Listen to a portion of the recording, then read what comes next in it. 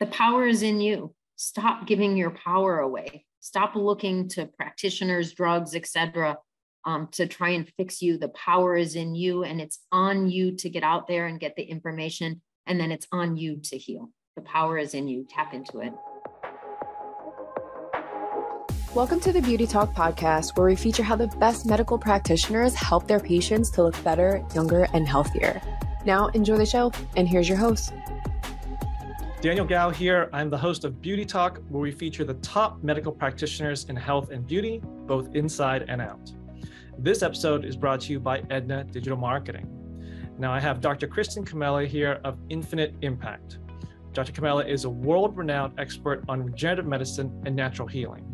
She was named number 24 on Terrapin's list of the top 50 global stem cell influencers and number 1 on the Academy of Regenerative Practices list of top 10 stem cell innovators. Dr. Comella made the list of top 50 functional and integrative medicine doctors and scientists in the country by drax.com. So Dr. Comella, great to have you here. Thank you for inviting me. Yeah, so let's just get right into it. I'm curious, how did you end up getting into the regenerative medicine field? So my background's actually in engineering. I have both a bachelor's and master's in chemical engineering, and my PhD is in stem cell biology. And I like to think of myself as an engineer of the body. And really, the body is the greatest machine that's ever been made. So why wouldn't we tap into that technology that's inside that machine? I like to make the joke of your heart is really the greatest device ever made. It will beat every second for up to 100 years. And certainly your cell phone can't do that. This will probably be dead by Christmas because there'll be a new model out. So the heart is really quite a fantastic electronic device, and it's right inside of you. And there's so many examples of technology in your body that we can tap into to stimulate a healing cascade. And I think oftentimes people are looking for solutions outside of themselves. And really what we need to do is tap into our own healing potential. Got it. I think that's a great metaphor you mentioned as far as comparing the body to technology and how much potential there is in the body. So when it comes to some of the more popular treatments that your patients come to you for, what would you say are the top or the most popular treatments that they come in? So I'll kind of break that into two things. First, the indications that people are coming in for, and probably some of the more common ones are going to be orthopedics. So we will focus on, for example, knee pain, shoulder pain, etc.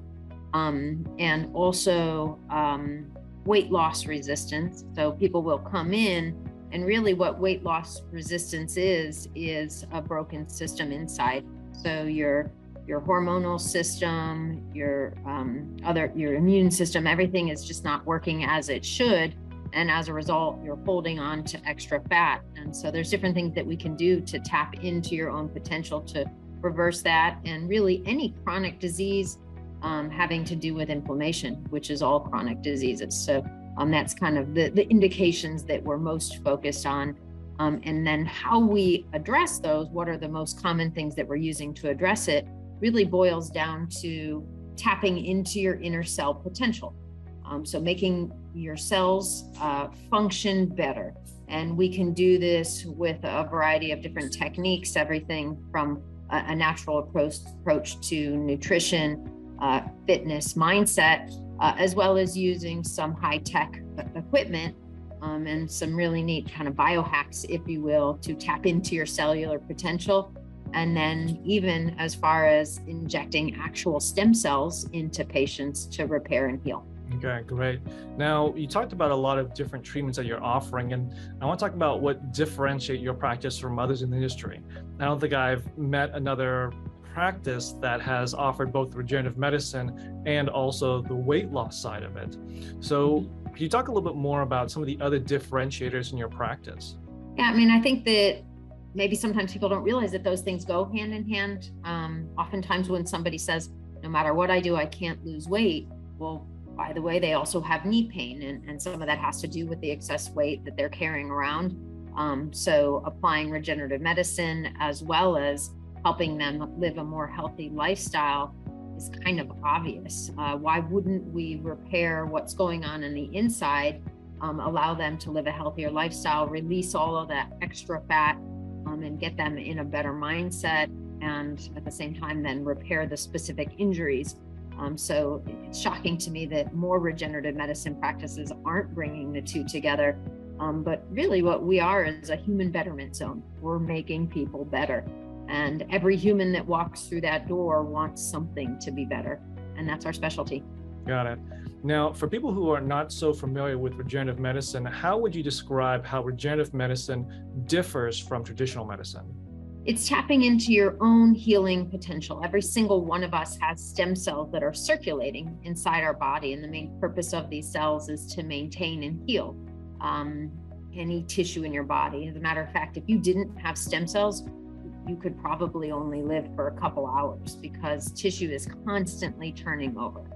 So who you are today is not who you were a year ago. So 100% people change. You change. You have cell turnover. Every cell in your body has turned over and it's a new cell. You're a new person. So all we have to do is harness that potential, tap into it, and then use it where we want it. So we can relocate cells and put them exactly where we want to tap into that healing potential. And in our case, we're using what are referred to as adult stem cells.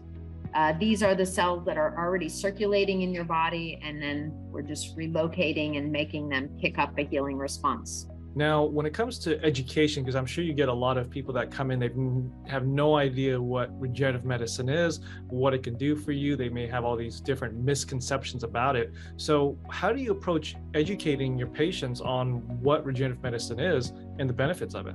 Yeah, I think that there has been some confusion regarding stem cells and where are they sourced from, and there's a difference between embryonic stem cells and adult stem cells, and there's a variety of sources of adult stem cells. So just to kind of break it down a little bit, embryonic stem cells would be the cells that occur when an egg and sperm come together. This is called gestation, and 5 days after that, they form what's called an inner cell mass, which will eventually replicate and form a baby. Those are the cells that would be embryonic stem cells. Those are currently not used anywhere in the United States for clinical treatments of adults.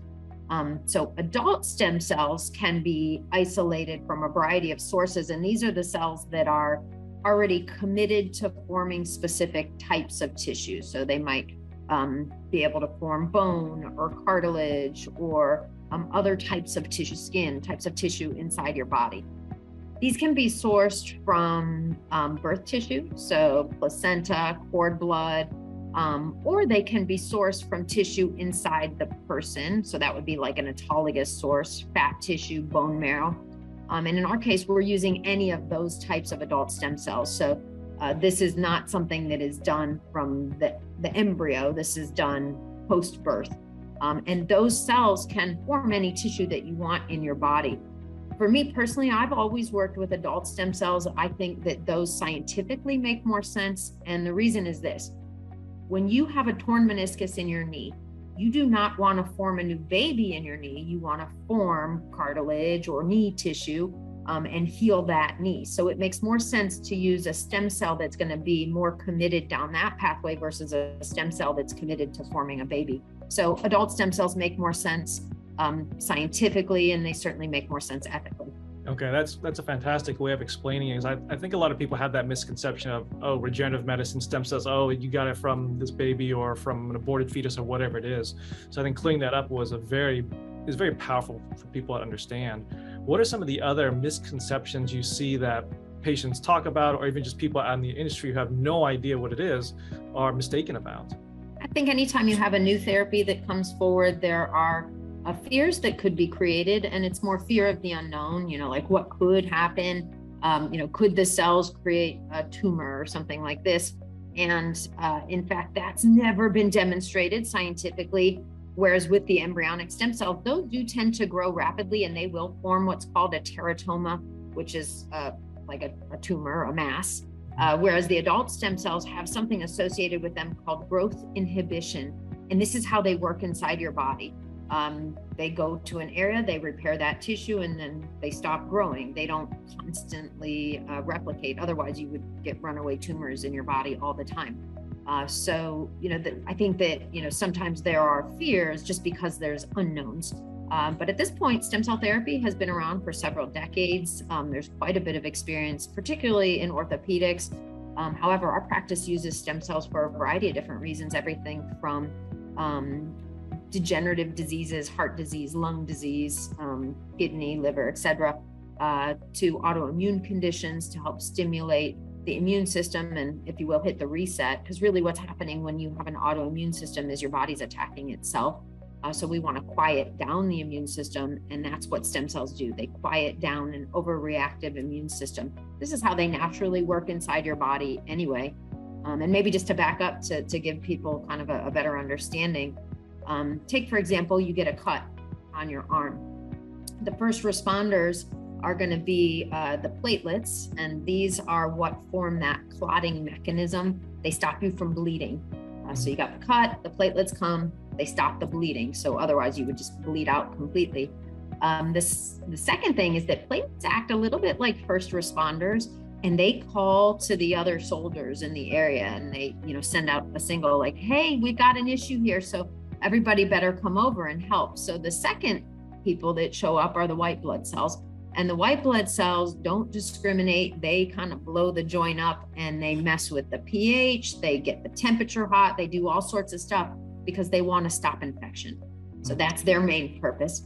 Well, the third phase is the stem cells. And the stem cells come in and tell the white blood cells to chill out, literally, calm down. Let's bring the temperature down, and let's start to repair and build new tissues. The stem cells themselves will actually replicate, and then they send out what are referred to as paracrine signals. So they send signaling to the rest of the body, and they call for other helper cells to come in and repair. And then that's when you start to get that new tissue formation.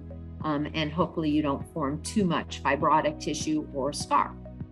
So stem cells are doing this constantly in your body. And it's really, we didn't invent anything. This was already there. It was already working inside your body. We just relocate it where you want it the most. Got it. Now, you touched on this a little bit earlier, but just so that we can clear up the confusion for anyone that knows a little bit about regenerative medicine, but doesn't know it really deeply, do you consider stem cells as you can take a stem cell, you can put it anywhere in the body, and it will automatically heal that part of the body? Or do you have stem cells that would fill a certain role? Like you'd put this stem cell in the knee versus the elbow versus the back versus the neck. How would you explain those? Like, is it general or is it more specific to a certain area of your body? Both. So you can target specific areas. You can go directly into a joint. Now with orthopedics, you do want to go into the joint because these are avascular, meaning there's not a lot of blood flow going into the joint. So if you put cells circulating, not a lot of them are going to end up in the joint. So if your goal is to heal your knee, you can directly inject to the knee, you're going to get a better outcome. Now, some people have more systemic issues. So they have a heart issue or a lung issue. So you can put those cells circulating, and they're going to take a first pass through the heart and lungs. So if you have an issue there, those cells are going to stay. These cells also have a homing mechanism. So they are going to go to areas of your body which are most lit up, most inflamed, that are sending the most signals off.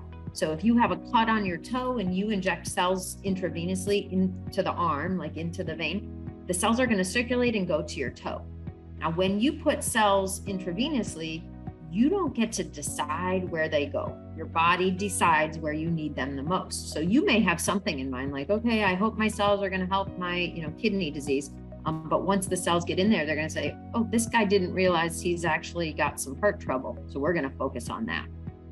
So, I always let patients know, like, you have one thing in mind, but that may not be the biggest issue in your body. So if we put them circulating, they're going to go where you need them the most. We can also get them to the brain. Now, when we're doing the brain, we have some different techniques that we can do to get them, more to the brain. We can do some different things to open that blood-brain barrier and allow the cells to cross easier. But if it's orthopedics, we'll target directly what we want. Got it. Okay. Yeah, I think that clears it up very well. Now, one thing that I know about regenerative medicine, a big benefit of it is that it allows people to get the care and the help they need without having to rely on drugs and without having to rely on surgery. In most cases, it can be invasive surgery. So could you speak a little bit more towards that, especially like some of the patients you've worked with, or just overall? Like, I see that as a huge benefit of regenerative medicine. Absolutely. And I think I can say this with 100% confidence. there is no drug on the planet that cures any chronic disease, period. So the way the drugs are designed is to manage symptoms. And so unfortunately, when you're managing symptoms only, the disease is still there. And oftentimes the drugs come with side effects, which create more symptoms, which lead to more drugs. So taking drugs is oftentimes not a great solution. And I think patients are realizing this. More than 65% of the population in the United States have been diagnosed with at least one chronic disease. And those are the diagnosed people. We've got other people walking around who haven't been diagnosed yet. And they'll tell you, yeah, I'm taking all sorts of meds, but I still don't feel good. So the difference is with stem cells, we're trying to address the root cause. We are not trying to mask a symptom. We are trying to get to what the issue is and repair it. So I think people are looking for alternative solutions because they know that the solutions that are being offered in traditional medicine just aren't cutting it. Mm-hmm. With regards to surgeries, there are potential negative consequences with the surgeries. And so, oftentimes people would like to try everything they can before they go to a surgical approach. And, this is a great option for somebody who's wanting to avoid a total knee replacement or a total hip, and would like to see if they can repair it on their own. You always have the option to go to surgery if, something doesn't work, but why wouldn't you try to keep your own tissue intact and see if you can repair it? Okay, got it. Yeah, now when it comes to the patients that come in and see you, how are you able to make that balance between providing a very relaxing environment for them, but still making sure that the safety component is there for them? Because I'm sure you get a lot of people that come in, they're not quite sure exactly what it is, and they're a little bit stressed out. So how do you strike that balance? Yeah, so we have a variety of different approaches. So oftentimes when somebody comes in, we will start them first in our metabolic reboot program and clean up their inside environment. So many times once we clean up, we help them release some of that fat they have been carrying around that they hadn't been able to lose. We improve their nutrition. We improve their overall health, their overall cellular health. Maybe we don't need to take the next step and go to stem cells. So we take a conservative approach in that regard, seeing what we can do first just by cleaning up their lifestyle, maybe doing some IV nutritionals, and then combining that with some of the therapies that we offer, things like hyperbaric oxygen cryotherapy, even pulsed electromagnetic frequency. All of these things can stimulate a natural stem cell response without having to take the next step of actually injecting. But then in many cases, we do go that next step. Now, as far as the safety profile, we have a very strong safety profile. We treated our first patient in 2001, which we were many first-in-man indications, and we published many of those results. So I think people turn to us and trust us just because we have been doing this longer than most groups. Got it. Now, when people think about medicine, they think it's very scientific. Like you have this set steps that you go through every single time to deal with this condition. But what would you say, how much of a role does creativity play in your approach, especially when you get all different types of people with all different types of conditions? I think traditional medicine is missing that creativity, as we call it, because first of all, physicians are so limited. They have maybe 7 minutes with a patient, and they're looking at symptoms, and then they're looking at the drugs that they can pair with those symptoms. And they're not, addressing the root cause or getting to really the issue, and they're missing that. So when patients come into our clinic, we're spending a lot longer with the patients. We're not bound by insurance and ICD coding. So we can actually take the time to understand the patient and understand, all the components of what's going on with them, and really make a difference in their life. So I think in the future, this is going to be a much better approach to medicine because we actually get results.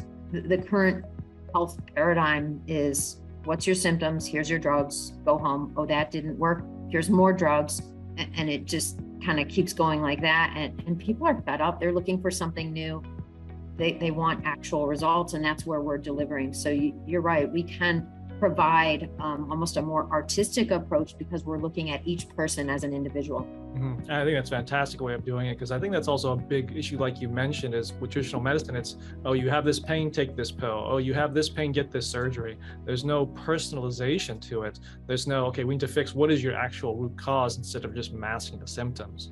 Now, Right. I'm sure you've been doing this for a while now, so you must have some incredible stories of maybe patients who have gone lots of places and just couldn't get an issue fixed, and then they came to you and then they were able to get it solved. Would you mind sharing just one or two of those stories of patients who've had an experience like that?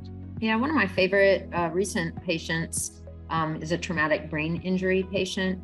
So this was a young man, college age, so maybe 21, 22, and had fallen down a flight of stairs and maybe over a railing, and had been kind of left for a while, not found with a traumatic brain injury, and was rushed to the hospital and spent maybe several months in induced coma and severe brain trauma and swelling, etc.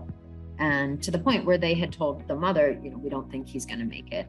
So when he presented, it was probably a year or so after the actual incident. He came in nonverbal and couldn't make eye contact. And we're talking about somebody who was in college studying engineering. So this was a previously very, bright young man, and now couldn't speak, couldn't make eye contact, and was also having a lot of violent outbursts, which is common with traumatic brain injury.